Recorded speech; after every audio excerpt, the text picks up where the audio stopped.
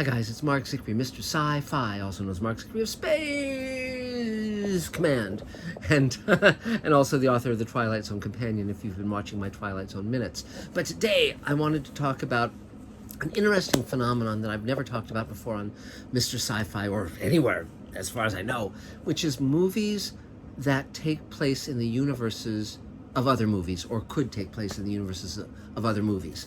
And so today we're going to talk about Waterworld 2 and Blade Runner 3.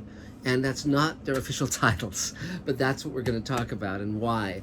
And now, many of you know that Waterworld was the movie starring Kevin Costner, and it was a huge flop, and deservedly so, because it has a rather inspiring main character, but it's still got some great stuff. It's got great practical effects, but the basic notion is rather goofy, which is that all the land on Earth has gone away, and Earth is now covered by ocean. And yet the notion was really intriguing, certainly visual, and there's a lot of great stuff in that movie, despite its weaknesses. And they recently came out with a deluxe edition of it that I've got, that includes the TV version, which is much longer. But so there you go. But a movie just came out called The Colony, and you can watch it on various downloadable sites, and pay a few bucks to see it. And it's set on an Earth that's largely covered with water, and it could easily be Waterworld 2. And it's a fun film. It works. It's fun. I enjoyed it. It stars. It has a female lead, but the main actor you'll probably recognize is Ian Glenn, who was noted for his role on Game of Thrones. And here he's equally memorable, and the visuals are very, very good. It's about an Earth.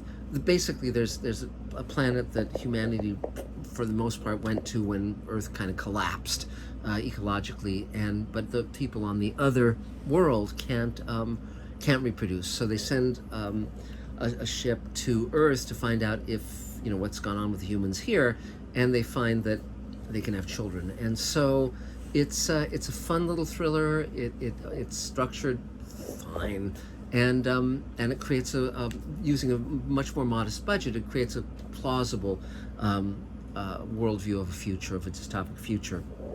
So you can check that out, or wait until it comes free on one of your subscription channels.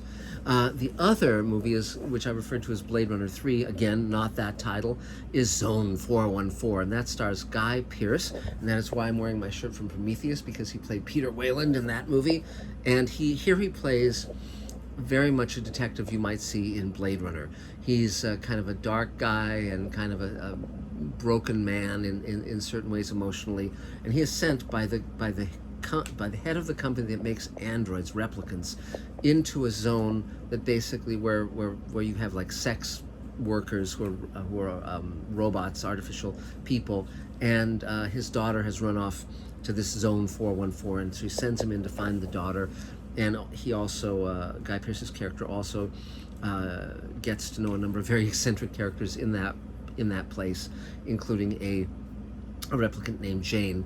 And it's not a perfect film by any means, and has certain structural flaws, but it's very, they do a very good job on a low budget of giving you a Blade Runner kind of feel and a Blade Runner kind of look.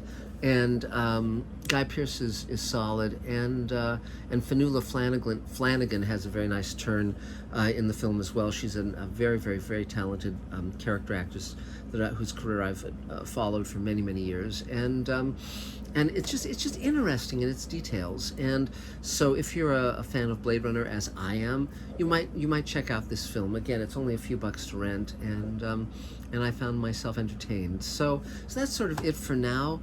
But if you have movies that you think could have taken place in other universes, please let me know. For instance, Soldier, the Kurt Russell movie, is very much set in a Blade Runner kind of universe, and they've got all sorts of Blade Runner references in it. There's a variety of movies that kind of fit this bill.